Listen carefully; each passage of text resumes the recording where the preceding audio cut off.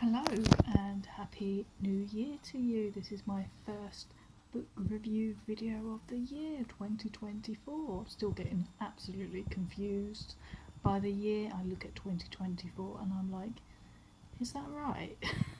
Still writing 2023 at the moment, as I'm sure many of you might be as well still, because we're a week into it so far.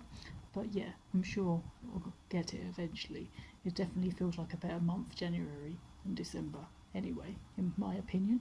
Anyway, so I'm here, and if you can't tell already, with a different background. I've moved house nearly 3 weeks ago now, out of London and into Essex. So yeah, the bookshelf is still here, of course, organised as library-fied as I could make it. Just a little glimpse there. So yeah, this is the living room, so I can show you a little bit. No longer in a shared home, now in our own flat, which is very nice. So yeah, so over here you can see got lots of light, and you can see kind of an altar space over there, and lots of random bits in there. And over this way, that pile of wires and that massive desk, that's where we do online radio. My show has been on hiatus for a while because I lost, unfortunately, the station that my show was on stopped running back in September. So I've not been personally on air since September, but hoping to bring my show back this year. But my husband Miguel, he does lots of radio still. He works on some other stations. So yeah, hence a massive thing of wires over in the corner there. So yeah, new background, new home, new year, new everything. And this last year I started recording these videos, but it was a kind of a spur of the moment thing, and I didn't really realise that I was going to start doing them so regular. But I don't know, I just sort of ended up quite enjoying it. I didn't really make a big fuss of it, not sharing too widely apart from posting them on YouTube, TikTok, Instagram, but I didn't really talk to people about it and stuff and make a big thing about it. But yeah, I kind of ended up enjoying it, and so I thought this year I'd like to kind of improve it further and perhaps make more of a big thing of it. And I don't want it even just to be about book reviews, but also to talk about, which is what I did intend as well, to talk about the importance and the wonderment that is libraries. If you don't know already, I myself am a senior library assistant, and I work around in 3 libraries around the Redbridge area in London. So I'm still commuting to work, even though I've moved away from that particular area, because I love my job very, very much. So I hope to talk more about libraries, but also about writing as well, because that's another passion of mine, which has gone a bit on the wayside, but hopefully this year will be picked up again. And also it interlinks so well with books. And as before, you know, occasionally I might do videos about other things. A lot of you maybe watching will know I also have a very spiritual side. So now and again, things tied in with that might come up as and when I feel inspired. So I've been talking for 4 minutes already, and I haven't even started talking about the books this time. So yeah, this is probably going to be a fairly lengthy video. It's going to be a double book review, and in the name of improving the videos, I've actually got notes, which I don't normally have when I'm recording these videos. So if I look down during the video, you know why, because I'm reading my notes to make sure that I mention everything that I want to mention. So this time I've got a double review for you. So two books, two non-fiction books. So they are Sinead O'Connor Rememberings, which is Sinead O'Connor's autobiography, and this one, which is by Hayley Campbell, called All the Living and the Dead, which is an exploration of the people who make death their life's work.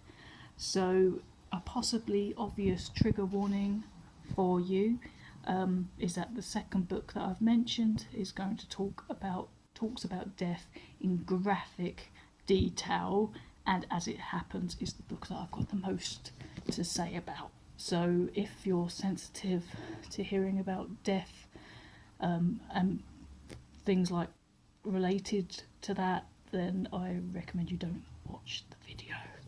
So so the first one is the one I've got less to say, but needless to say, I enjoyed both of these books.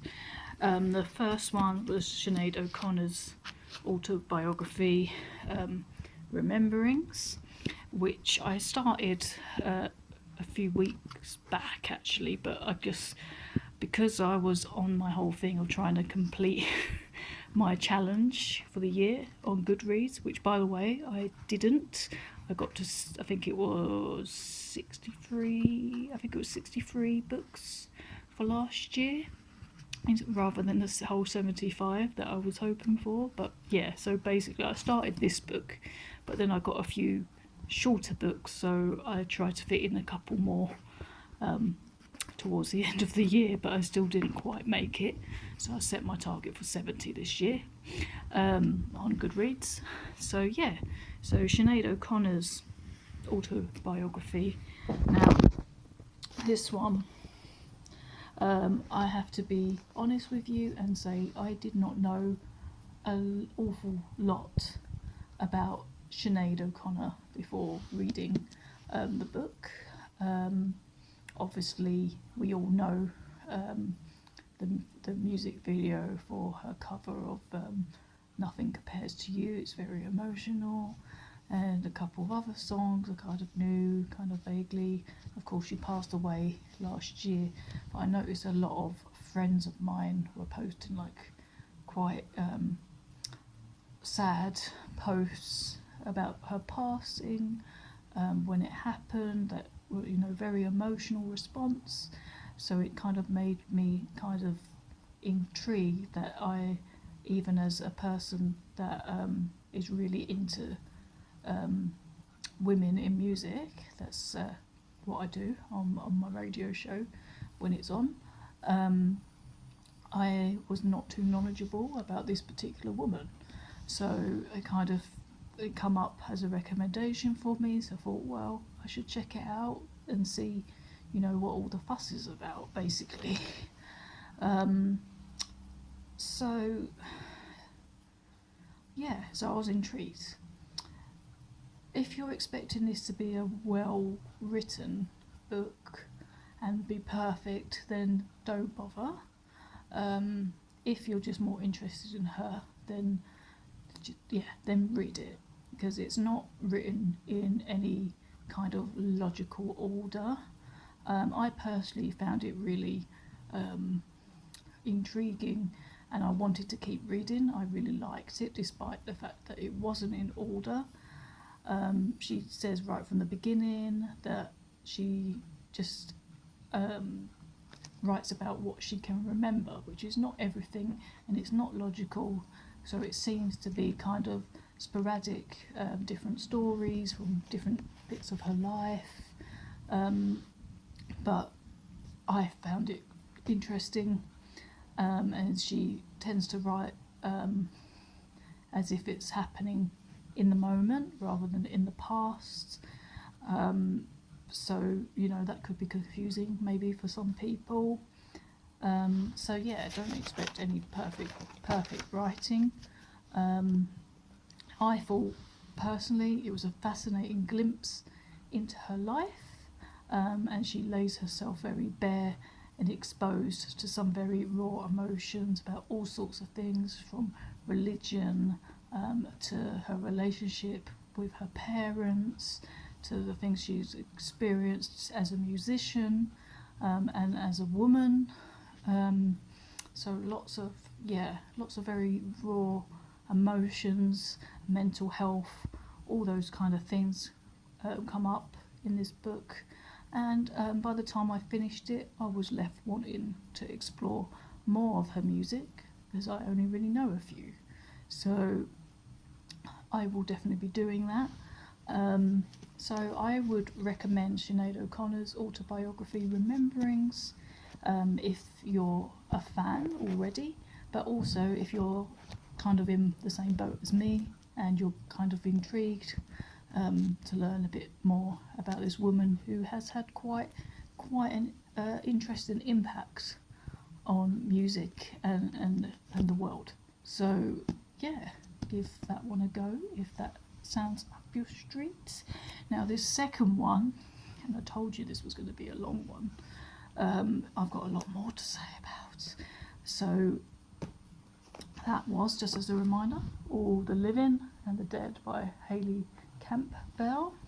So I'll remind you again, just in case you're still tuned in, that if you're sensitive to the topic of death and things relating to it, then you might want to switch the video off now, because this book is about death and people who work with it. So it's got everything from grave diggers to crime scene cleaners, everything that you could possibly imagine. Well, probably not even everything, but lots of different jobs that are direct to do with dead people, basically. It's definitely not a light read. I had it occasionally with me at lunchtimes, and I was like, I'm not going to read this while I'm eating. I'll wait until I finished eating, because there was parts in it that were a little bit gruesome. It's definitely a fascinating look into one of the greatest taboos of our time, really, or not just of our time, or ever, death. And yeah, it's so true that it's a really big taboo, and people don't really want to talk about death, especially not in the detail that this book has. Each chapter in the book focuses on a different job that deals directly with death, and some are easier to read than others for sure, because some are very, very graphic and might make you feel a bit queasy to the stomach for sure, and it's definitely not for the faint of heart because of that reason. But it was interesting to read about the different ways people respond to death, including the writer herself, who writes how she's plagued by something that she witnesses during one of the chapters of the book, and she does explain that she's always been fascinated by death.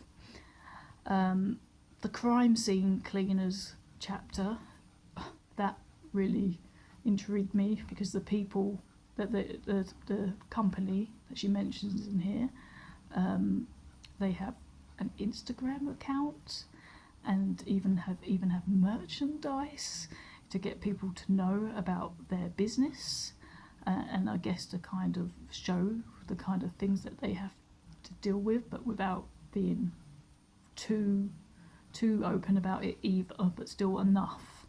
But they also take their job really seriously.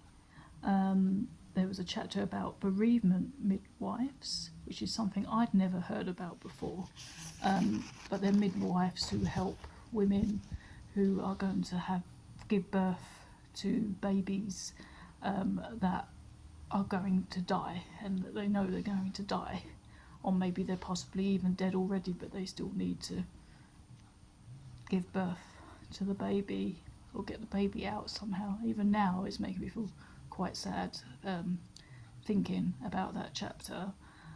It was absolutely heartbreaking, that chapter, and I was really almost crying on the train as I was reading it.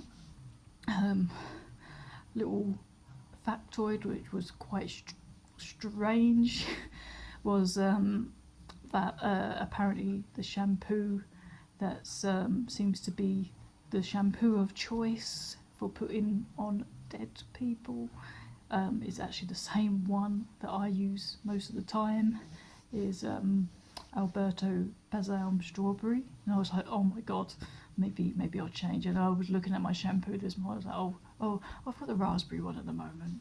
At least, yeah. Another chapter spoke about how people who help care for the dead during like big rescue missions and things like that are not acknowledged in the public thanks. And there was a woman in there that was very, very angry about that, because she felt that they should be acknowledged as well as the people that help the living people, which is absolutely right, really, because they've got an even harder task if you think about it. There was also I'm trying to read my notes. There was also a mention of how many people in these industries would rather speak to people that are also doing a similar job about sights that haunt them, because that obviously does happen a lot with people doing these kind of jobs.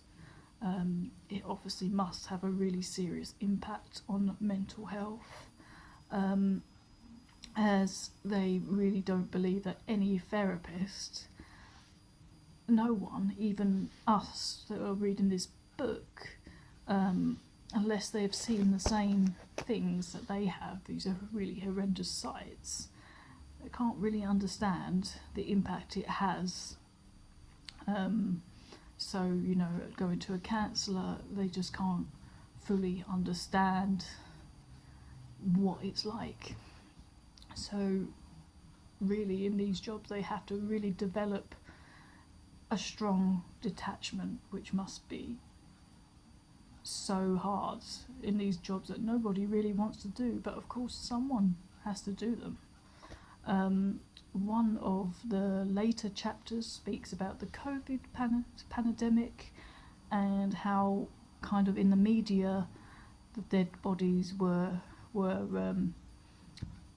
always written as numbers, and so the idea of dead bodies was kind of almost in the abstract, because we were just seeing these numbers and that didn't necessarily equate into the collective that these were dead bodies. Not, you know, how can you relate a number to dead bodies? So, you know, it took a long time for people to actually realise how serious this pandemic actually was.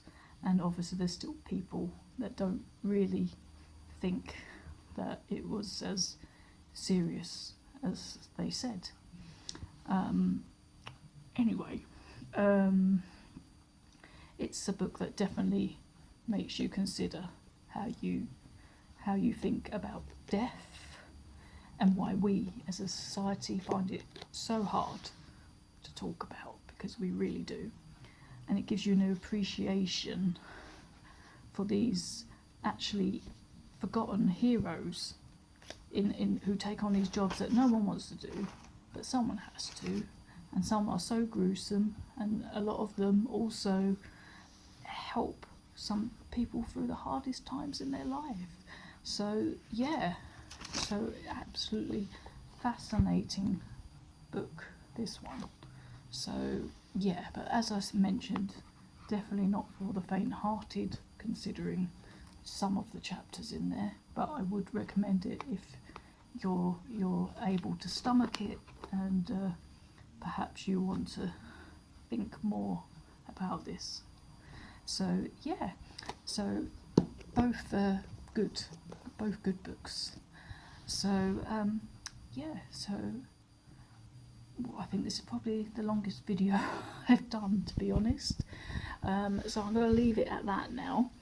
But hopefully maybe one of those interests you. Maybe write in the comments if you've read either of these and what you thought of it, or what you're reading right now. I'd love to know. and I will see you for the next video very soon. And yeah, so I'll see you then. Happy reading.